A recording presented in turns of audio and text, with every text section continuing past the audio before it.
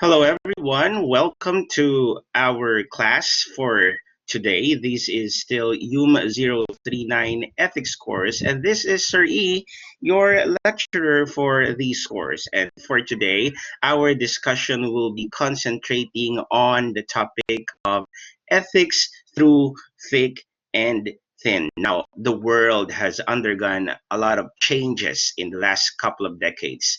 You see the invention of computer, the internet, and the World Wide Web have made our existence very much independent with the people around us. Of course, not only in our locality, but more so with the bigger world around us. And these breaking down of walls of countries gave birth to what we now know as the concept of globalization. And so today we will be having our discussion divided into two.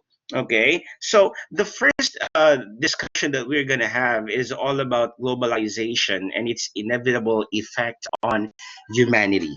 And of course, the second one will be the indispensability of globalization to our faith, or how we try to look at religion from the perspective of globalization. Now, as we take a closer look at ethics, or our subject, our course in the contemporary world, we will first zero in on the inevitable effect of globalization to humanity. Okay? The consequences of it will be highlighted here, particularly the moral challenges that goes along with globalization. Also, we will discuss the indispensability of globalization to our faith and how religion is somehow adjusting and answering the demands of the global order, that with the hope that in the end, hopefully, we will be able to delineate ways how to adjust, to grapple with, and how to survive morally and ethically in the globalized world. And so we will be covering the topics here, globalization and its ethical challenges. We will be also looking at the concept of globalization and pluralism. Also, we will discuss ethics and universal values. We will also look at ethical challenges and responses of millennials and FILINNIALS to the concept of globalization. Also, we will be covering ethics and religion. We will look at the role of religion and ethics, and how, finally, we will look at how we could cope up with the challenges of globalization with the following learning objectives in mind. The first one, we will try to identify the important moral challenges of globalization. Secondly, we will try to compare responses to shared moral dilemmas of baby boomers, millennials, millennials, and Generation C. Now, when you talk about baby boomers, these was the generation, okay, just after the wars. And so, since after the war, maraming mga taong namatay, governments encourage couples to have babies. And so their generation was called as the baby boomer generation. And of course, you talk about the millennials, those who are 38 years old and below, or at least 16 to 38 years old at this time. And also, you have the concept of millennials. So, when you talk about the millennials, you are referring to Filipino millennials, and of course, the Generation Z, which you are a part of. And also, we'll try to distinguish ethics from religion. Number four, we'll try to understand and appreciate the role of religion in a globalized world. And lastly, we will try to construct a plan for coping with the challenges of globalization. Again, this is Zoom 39, and our discussion today will cover the topic of ethics through thick and thin. When I was writing this chapter of the textbook that we are using, I was not the one who was the original, who had the original idea of making this the title of the chapter. However, I somehow borrow this from the how do you call it? I somehow borrow this from the prescribed syllabus of the Commission on Higher Education, and so I borrowed the topic through the title through thick and thin, and I made it ethics through thick and thin. And so, without further ado, let's now proceed with our discussion on ethics through thick and thin. In perspective, we have to understand that globalization started during the colonization era, It somehow was the starting point of how the idea of the world without borders came into place. Now, Nolte and Ing back in 2011 narrated how the voyages of Christopher Columbus, okay, the discoverer of America and the Spanish conquest, brought the world into an entirely new system of commercial, cultural, and technological exchanges. Of course, when we talk about the concept of globalization, we should all realize that we talk about economic globalization, we talk about political globalization, and we are talking about what cultural globalization and whatnot. And come to think of these people, that we speak of the concept of globalization, we have these defining technologies of globalization. We have computerization, we have satellite communication, fiber optics, and the internet. You talk about digitization of sort, say for example, the way we consume music before, like we tend to buy cassette tapes and then CDs, and now we just download musics and even movies, and the things that we consume and buy are miniaturized, if I may say. Okay, so we talk about having a more complex desire right now to be one with the world, as human technology linked all of us to our fellows regardless of distance and time. And these interconnectedness of us to other people and our independence to them in this small world has is somehow, but it has greatly affected our values, our worldviews, and more so, it has affected our morality. There was a poll conducted by a certain organization online, and it discusses about the responses or the attitudes of people around the world towards globalization. This is an international poll conducted by internet-based market research firm YouGov. In this poll, the Philippines emerged. Look at this poll on screen right now. The Philippines emerged as the second most supportive of globalization, with 85% of respondents in the Philippines believing that globalization is actually a force for good. Filipinos becoming one of the world's biggest fans of globalization. Now, if you're going to look at yours right now, you will see that most of the countries in Southeast Asia are approving of globalization as as very helpful in the world today. But you have to, when if you are going to consider also these polls, you have to look at some of first world countries here believing that globalization is also a force for good. So you have here the countries like Sweden, Denmark, Germany, Finland, Australia, US, Great Britain, France. So these are first world countries who also believers of globalization. But if you're going to look at our continent, you will find out that most countries in Southeast Asia, with Vietnam leading the respondents, okay, saying that globalization is actually a force for good. But we have to consider that globalization in general did not only change human lifestyle, okay, but more importantly, globalization also changed, if not it challenged our value system, as international trade and cultural exchanges became swifter, ethical and moral norms were modified, and also it was reshaped to fit in the needs of a time. So it is an understatement to say that it has become a very challenging period, okay, for all of us to stand up for the call to not compromise, okay, our moral values, our beliefs for the purpose, just for the sake of unity, just for the sake of diversity. However, we have to understand that globalization, despite of all the benefits that we can get from it or whatnot, definitely has its drawbacks. It has its disadvantages, as most of us are eagerly wanting to have more, if not, we want to be better, while human history started simple at best. However, our wanting our interest to always be in touch and be one with the world out there made us hungrier to get connected, to be connected with the bigger world, inclusive definitely of our exchanges of culture, of products to which we were introduced. According to John Navardine Peterse, globalization is like a prism in which major disputes over the collective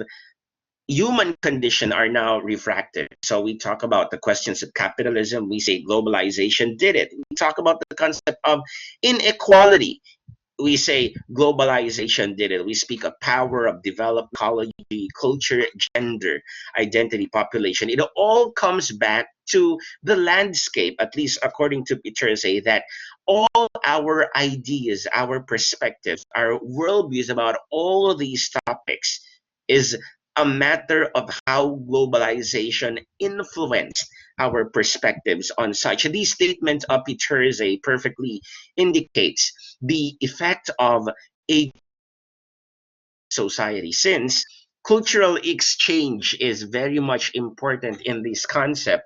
We have to consider the effects of globalization on cultures of people, as culture definitely reflects our values, our morality, the morality of our society. It is only right for us to examine how the global order at the moment has aided it, how it has influenced, how it has distressed, and also how globalization damaged our moral and ethical principles. Now we have to consider as well that the concept of globalization made us even more accepting of the concept of pluralism. Now, the possibility of pluralism is a consequence of globalization, where people champion the cause of equality, meaning regardless of your sex, regardless of your gender, regardless of your faith, we do not judge people. We try to dismiss concepts of discrimination and ethnocentrism. By ethnocentrism, we mean we try to make our own culture as the basis of all, as the basis of all other cultures. It is not an idea set in itself, but it is rather a way of posturing ourselves to the world. Now, one explicit indicate that globalization has crept in our society definitely is our overwhelming approval to the idea of pluralism.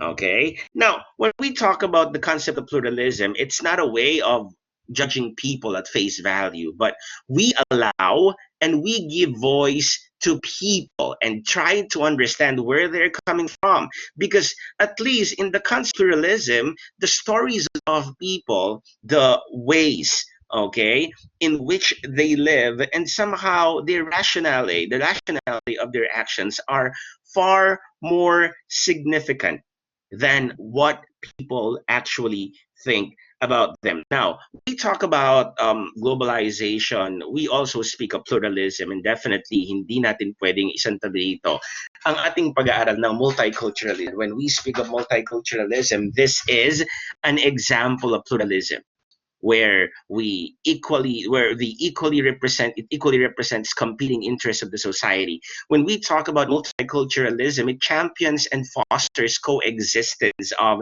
different cultures, different practices, different traditions. So it's like if you are living in a very multicultural community where there are a lot of representations from other cultures, we try to foster coexistence. Okay, and we thrive in diversity, to say this when we speak about the concept of pluralism. Also, when we speak about multiculturalism, it gave way to what we know as ethical pluralism. Okay. Now, when we talk about the concept of ethical pluralism, we have to understand that this is very important for us to understand. Whenever we make decisions of what is right and what is wrong, and this will now lead us to the concepts of ethical monism or moral monism, the concept of ethical relativism or moral relativism, and also the concept of ethical pluralism or moral pluralism. And these are very important concepts as you try to proceed with your exams, with your major exams in these course here in UM 39. Because at least in your major exams, you will be choosing at least three moral issues at hand, which I have already sent to you, and you will be laying down your cards. You will try to research on those topics, and by that you will be choosing whether you agree with the moral issues or not. But when you talk about whether you are in agreement or not, you have to choose whether you are an ethical monist, you are a relativist, or a pluralist. Now let's proceed, and let's try to understand how we try to appreciate the concepts of ethical monism, ethical relativism, and ethical pluralism. Start first with ethical monism. Now, when we speak of ethical monism, it says here that there is only one standard of truth, meaning there is an absolute standard of truth. Meaning, when we talk about the concept of morality, we say that there is only one moral thing to do. There are no other ways. Instead, there is only one way in looking at the truth. Meaning, when we say, for example, we talk about the concept of abortion, the idea of abortion. If you are an ethical monist and you say that abortion is wrong, no ifs, no buts, then you say that you are a monist. You believe that it is downright wrong. And that is being ethically or morally monist, if I may say. Ibig sabihin, pag pinag-usapan natin ang monism, naiisa lamang yung tama. Okay? We don't say that there are, how do you say this? We don't say na there this is just exclusive, okay, for some group. This truth is just exclusive for some group, but we say, when we are considering ourselves to be monist, we say that this is inclusive under all circumstances. And also we talk about ethical relativism, and when we say relativism, we get the word relative, meaning there can be no right answer, since truth is very much relative from culture to culture, where we say that all ethical frameworks have some sort of validity. And so we don't judge people on the basis of what we know is the truth. Instead, we tolerate their cultures, okay, because that works for them. The key word for ethical relativism is tolerance. Okay, so say for example, we do not agree with the idea of abortion, but in other cultures they do abortion, if we may say. So we don't say, it's not a matter of saying that they are wrong, but what we're trying to point out, it works for them, and so be it. So, but when you are a monist, you say even though they're from another culture, definitely they are wrong. Okay, even though you disagree with them, you don't really say that they are wrong, because at least what? Okay, it works in the concept of their culture. You might be in disagreement with them, but it doesn't necessarily follow that you do not. You say that it's wrong, because definitely it works at least in their culture, because what is right and what is wrong is very much dependent on the culture of people, which leads us into the last part, which is what we call as ethical pluralism. Now, when you say ethical pluralism, we talk the plurality of moral truths. Now, here, when we talk about the plurality of moral truths, meaning we try to accept that there are, or there may be, more than one correct moral framework that we can use. And so the key word in ethical pluralism is what we call acceptance. In ethical relativism, it's tolerance. However, in ethical pluralism, it's acceptance. So what's the difference between relativism and pluralism? In relativism, again, you might disagree, but it doesn't necessarily follow that you consider them wrong, because at least it works for them. But in ethical pluralism, we say that everything is right. That's when we say that in ethical pluralism, there is a plurality of moral truths. Now, when we talk about ethical pluralism, these also talks about the idea that there are there are very diverse theories about what is morally right and what is morally wrong. And it might be incompatible or incommensurable with our own personal and cultural moral norms. Now, these concepts considers action that mirror a pluralistic approach to contextual differences. Okay, and so this will now lead us to our understanding of universal values. Okay, now when we talk about universal values, these are values that a great many human beings in the vast majority of places and situations at all times do in fact hold in common, whether consciously and explicitly or as expressed in the lives of people. We also call this as global goals because they carry much significance since they embody a set of moral principles on which at least we can agree. Okay, now globalization also brought into light these very important aspect of ethical concern. Now, this is a vital part of our conversation, as globalization entails us to focus on universal values that would be perhaps the benchmark of our everyday dealings people. Okay, and so you see now your screen. If you're going to look at your screen right now, you will see the result of a study conducted by Kinnear. Okay, and he provided with a list of four major categories of universal moral values summarized in the chart below. So you have to understand, people, that despite the seeming attempt of universalists to come up with ideas that would help us in our interactions, there are those who still try to criticize the concept of universalism. Okay, but then again, let's try to look at these list of the four major categories of moral universal values, at least according to Kinner. The first one here is what we call as our commitment to something greater than the self. And when we talk about the commitment greater than the self, this is in recognition to the existence of and commitment to a supreme being, a higher power, a higher purpose somewhere out there.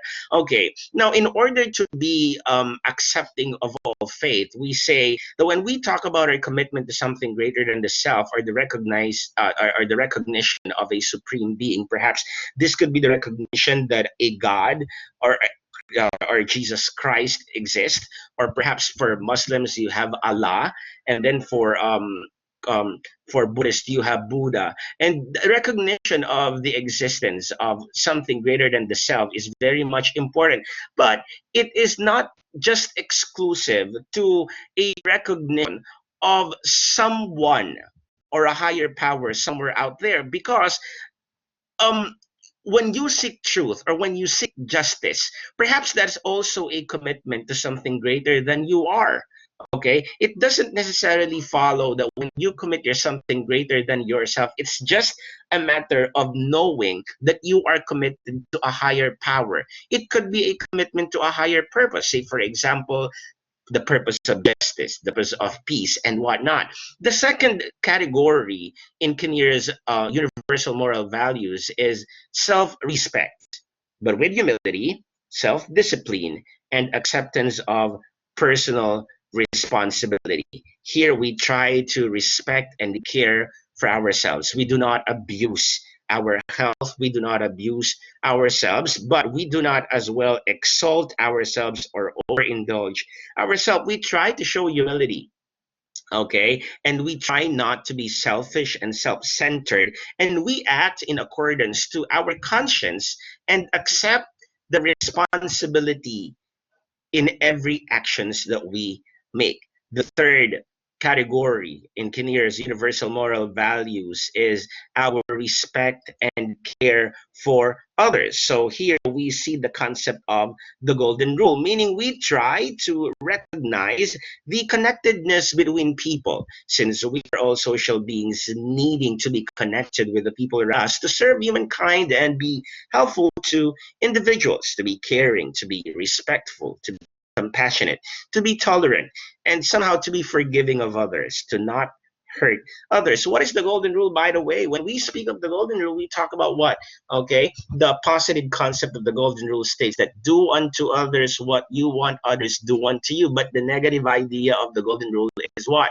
Do not do unto others what you would not want others do unto you. And that is the third major category of universal moral values. And lastly, we talk about caring for other living things and the environment. I think we all would agree that our environment has been so devastated for the longest time, and we have to step up and at least take care of the nature around us. Now, the problem, because since pluralism sees ethical principles as non-normative, it in a way questions moral truths, right? Because pluralism accepts all kinds of truths. It's in as very non-normative because it questions absolute moral truth. It questions the idea na isa lamang ang tama because the concept of pluralism states that lahat ay tama. This is then becoming more and more problematic because moral absolutes are being invoked by religion. Say you talk about a church, which is the mouthpiece of the moral truths, the social conscience of the society, affirms the moral absoluteness of an act, which are assumed to reflect, of course, how we deal with people all the time. Another problem of pluralism as a product of multiculturalism is that it downplays a continual dialogue between subcultures and larger cultures and the ways that these dialogue inescapably defines us. Now, the distinctiveness of subcultures and minority groups is not being protected by pluralism. Instead, it could promote the dominant culture. In the global world, the dominant culture is what we follow, which can lead to what? What we call as oppressive imperialism. The question of who dictates the house of the global world is very much dependent on the question who's the powerful or who is influential. Now, as the global community grows, most individual cultures are being diluted. Say, for example, you talk about the dilution of subcultures, and nation states somehow need to step up so that we could prevent the weakening of the individual cultures of people by foreign content, by foreign media content, and to counter influences in their domestic moral values and beliefs. Okay, so these are some of the repercussions of embracing pluralism for all it is. Now, let's talk about the ethical challenges and response, in particular, how millennials and millennials view these. Now, when we talk about millennials, again, we are referring to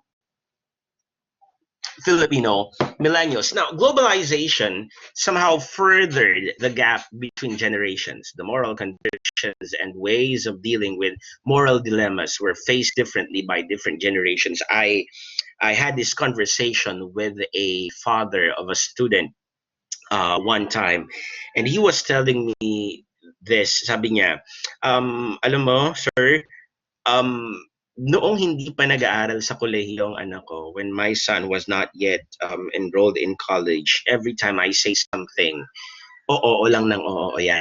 But right now, nakita ko that every time I say something, lagi siyang merong sasabihin na hindi naman ganun yon.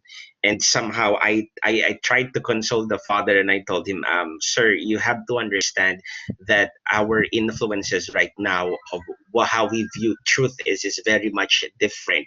But it is very important that you try to understand where your son is coming from as well. So as you'll be able to at least know, okay, how to adjust with it and how to somehow answer to how the current system of the world is influencing the worldviews of your son. And that is very important as we move along with our discussion. In a survey conducted by Pew Research Center, this is in the US, it was revealed that those who are ages 18 to 29 were more likely to report lifestyle agreements, views on family, you talk about relationships and dating, while older people revealed differences in a sense of entitlement. Those in the middle age groups also often pointed to a difference in manners. So you see how the way we deport ourselves are very much different from generations to generation. Father Armand Robeza explains that when you talk about the Filipino millennials these days, he said that most Filipino millennials are open to seeking opportunities. Would it be um, uh, may it be like perhaps studying or working abroad and whatnot, and most of them demand flexible work schedules. They value work-life balance as supported in the findings of the Department of Labor and Employment, which found fresh graduates to be very much picky. In the study of Rableza, he also found out that most Filipino millennials are hardworking, ambitious. This I can see. Actually, and definitely virtually connected. However, if we're going to talk about um, Filipino American millennials. Okay, if we're going to discuss about Filipino American millennials, they are not into traditional institutions like politics and religion, and they're not obsessed with traditional customs like getting married or owning a house or whatnot. Perhaps due to the fact that they are culturally distinct, they are way different from Filipino millennials anymore. They are a special subculture since they are Filipinos by heritage, but they are not able to speak our language anymore, giving them a hard time, giving them a very difficult time to access their racial culture. With this in mind, we have to understand that they have more first world influences as they have become part of the global dominant culture. As for millennials, okay, they are more used to experiencing ethical and moral differences by virtue of the content, perhaps of the media content that we are given every day by virtue of internet. So we have a lot of influences right now. That's the reason why a lot of millennials are very much more used to experiencing moral differences and whatnot. So it's very important that we try to at least settle these issue if necessary, which leads us now to our discussion on ethics and religion. Now, our colonizers somehow forced on us to accept their culture. And when we talk about these colonizers forcing us to accept their cultures, definitely this is inclusive of their religion, of their faith. Since religion is a big part of our culture, our values are very much influenced by our belief in the supernatural and, okay, in everything that is related to it. On your screen right now, you will see how the world is divided according to adherents of religion. This is a 2015 infographic, the source of which is the Pew Research Center. Okay, in the U.S. So you see here, there are still majority Christians around the world, and when you talk about religions, we are Christians here. We are referring to all Christian denominations and whatnot. So you have the Muslims, the Hindus, and even those who are unaffiliated. And when we say unaffiliated, these are people who do not adhere to any form of religion at all. Now, in an age where humanity, people give less and less interest and value to religion, somehow the once powerful and seemingly indispensable agent of world order, and here I am referring to religion, is facing one of the greatest of its greatest threat in all of its history. Because as the secularization theory would suggest, religion right now in the process of globalization is slowly becoming an insignificant facet in the globalized world with the advances of science and of course industrial society. Religion has been scrutinized if not vilified in a globalized world. Religious traditions seem to fade into the background of globalization as the significance of religion is being tested, if not questioned. Look here on screen right now, and you will see our globe and how this has divided our world in particular. Okay, so you will see here the global distribution of Christianity, of Buddhism, of folk religions. When we talk about folk religions, perhaps it would be inclusive of animism. Of course, you have Hinduism, the Jews. Of course, when you talk about Judaism, this is a very special kind of religion because it is not for everyone. It's only for the Jews who could be included in Judaism. Of course, you have the Muslim faith. And again, as I said a while ago, you talk about those who consider themselves unaffiliated. However, there is a challenge to religion in the global order. Runzo, okay, highlighted that since the adaptation of the Universal Declaration of Human Rights, or the UDHR, there already has been an avoidance of religious discussion, of religious perspectives, because again, when we talk about religion, it is very much monist, to say the least. They believe that there is only one truth. That's the reason why there has been an avoidance of religious perspectives, because of its exclusive nature, and perhaps because of the constitutional provisions in many countries of what we call as the separation of the church and the state. Now, in the context um,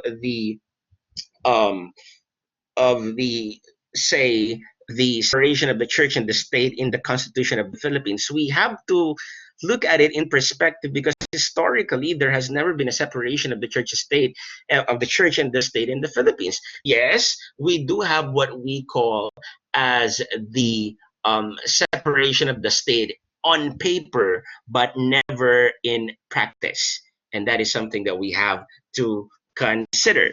Okay, now the universalization of individual human freedom, which is now a part of the international agreement between nation states, averts religious invocations. Okay, as the latter seemingly divides rather than it unites human beings. So there's a tendency for people to think that instead of uniting people, religion historically has been dividing man ever since. But of course, religion has definitely its response to it. Now, the secularization of human rights somehow disdains moral and religious doctrines. Nevertheless, since religious beliefs are normative because it is very monist, and that it believes that there is only one truth. Nevertheless, if you're going to look at that, it would go against the global pluralistic order. Okay, where you speak of plurality, it's all about equality, it's all about acceptance, and it speaks of religious non-discrimination. If we are to go back to the list of universal moral values by Kinnear, which we discussed a while ago, what is certain for universalists is that religious traditions, religious practices, and whatnot transgress human rights principles that should be bestowed to all humanity. Now, here, the question would be, is it true that religion divides more than it unites humanity? And that is a question that we try to answer, to say the least. Thomas in 2015 argues that the power of religion was being dismissed by the relentless secular theory of international relations. And when you are relating with other people, if you are in a globalized world, you have to understand where these people are coming from. You cannot be discriminatory of whatever their faith is, or whatever their faiths are, or whether they have faith or not. And so we have to understand that at least religion somehow is quote unquote being dismissed in the globalized world. Okay, this is somehow evidenced, okay, particularly after September 11 attack, the worst day of terrorism in history, okay, of the world, not only in the US, as it posed questions to the globalized world about our religious differences. Now, how do we first demarcate or differentiate the concepts of ethics and religion? Now, when we talk about ethics, of course, we say that ethics is actually in reference to the moral philosophical concept, okay, to the philosophical concept of morality. However, when we talk about religion, it is a symbolic system that gives identity, out of a social identity to a person who is adhering to that particular religious tradition. When we speak of ethics, it tries to help us understand moral concepts and justify moral principles by using our reasonability, if I may say. Okay. However, when we talk about religion, this is considered as our sensitivity to the ultimate meaning of existence. Because again, we cannot do away with the concept of Christianity when we talk about the ultimate meaning of existence, or the concept of faith or religion, to be inclusive to all about it. Because when you talk about the ultimate meaning of existence, religion has its answer to it. And definitely, this springs from our relationship to a transcendent reality, to a higher being, to a being is totally other than us. And when we talk about ethics, it analyzes concepts such as right and wrong. That's the reason why we're studying right now with the concept of right and wrong ethics. And it seeks to establish principles of right behavior that may serve as guides to action for people to follow. So that's what ethics is all about. Now, when we talk about religion, though usually considered as the concept of inner spirituality, this sensitivity, okay, to the supreme being, to the transcendent reality, should in a way radiate in man's daily interaction with the people around them. So this is where we try to delineate or to understand the difference between ethics and religion. Now, as the religious domain remains to be multidimensional. So when we talk about the multidimensionality of religion, we say that religion is associational in that we try to associate with the people of our same faith. It's communal in a way that we go to church to commune with the higher power, with the supreme being, with the other people who believe in that supreme being. It's also very much doctrinal in that we learn a lot of dogmas, traditions, and beliefs, okay, that we try to apply to our life and in our life. And also, it's very much devotional because you try to devote yourself to that particular religious belief. Okay, now religious responses in global moral issues are necessarily normative because again, religion is a very monist concept. While we must acknowledge the modern day desire for a say neutral and universal standards of norms, you have to understand that when you talk about religion, neutrality is an impossibility because again religious beliefs is very normative, meaning it is very monist. It is in this way that it asserts convictions which cannot be compromised. Thus we have to understand that it is inescapable still to invoke religious wisdom in moral and ethical issues despite the present world's clamor perhaps for universalism. Okay, but definitely religion as of this moment has to make a way in order to make sure that the world right now, at present, will try to understand where it's coming from and what the beliefs of these different faiths are. So, how do we cope with the challenges of globalization? Because again, we know that globalization brought forth a liberalization, a very much independent concept of our ethical and moral standards. This also challenged our way of confronting ethical and moral dilemmas. Truth be told, there is by no chance that we can escape from the effects of globalization anytime soon. As its effects are here to stay, it is very important that we, particularly youngsters of these time, will be able to cope up with the current system of globalization. According to Faye, the best way to survive globalization, okay, is to understand our own cultural self awareness. Again, according to Faye, the best way to survive this time is to understand our own cultural self awareness. And when we talk about this cultural self awareness, we are referring to three possibilities. Okay, how do we do that? First one, people should comprehend their history, its evolution, distinctive features, and future trends, so as not to be so as not to be swallowed by the current dominant culture, we should understand our history. We should understand our evolution, who we are, what our purpose is as a nation. Okay. The second one is that millennials and global and generation Z should also thoughtfully and cautiously consider how they live their lives in the virtual world. Meaning, you have to understand that there is a responsibility in in saying out loud your and airing out everything, okay, that your heart desires.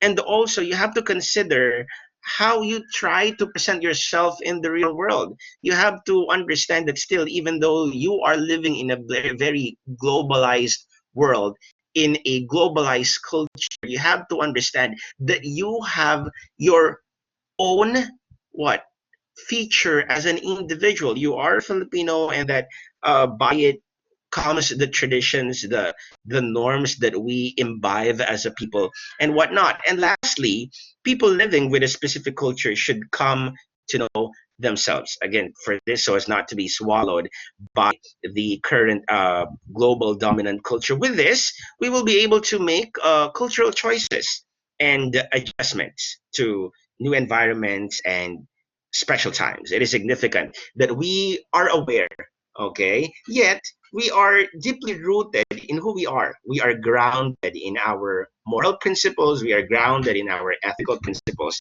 However, it is also important that we do not make judgments, that we are not prejudiced on those who have lived most, if not all of their lives, okay, away from the singularity of the world. Meaning, we're talking about perhaps the baby boomers, your parents, and whatnot, whose influence is very much um, inclusive of the culture that they grew up with. You have to understand that your generation grew up differently from how your parents grew up, and the influences in their worldview, in their perspectives, is very much different from yours. And so there has to be a dialogue between you and your parents in order for you to understand each other. Okay, this is very much important, and we must appreciate and recognize how they have contributed to who and what we are now as a global community. Now, remember, these people that living in a pluralistic world undeniably poses a lot of challenges, threats, if not opportunities to our moral consciousness. Understanding who we are is important. And the diverse human culture in this ever changing small world devoid of walls will consent us to coexist in peace with other people, and somehow we try to work together for the development towards a much progressive society for all humanity. Listen, everyone, globalization has exposed humanity, all of us, to challenge our belief system. And if I may, challenging your belief system is just okay, because that's when you try to realize whether that belief system is worth holding on, if that belief system is worth embracing. As the world, as the global order is here to stay, so is our need to interpret and reinterpret the current system of the world with all of its struggles, all of its problems, and all of its dilemmas to our generations at the moment, okay, and even to the previous generations. Truth be told, it would be impossible to interpret human affairs, although also in the global order, without invoking our faith, particularly as Filipinos. This is not to say that we do not accept or we do not try to understand people coming from different faiths or those who are not even affiliated to any sort of faith, but we have to understand that at least the our belief, our idea of a higher power, a supreme being whom we call God somewhere out there, is very much important in how we make decisions, in how we make moral decisions. Because as globalized as we are,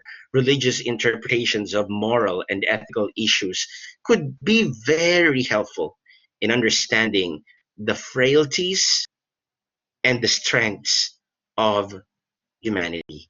And that wraps up our discussion of ethics through thick and thin. This is Sir E signing off, and thank you very much. I hope you learned a lot from our lesson today. This is YUM 39 Ethics, and again, this is your topic, ethics through thick and thin.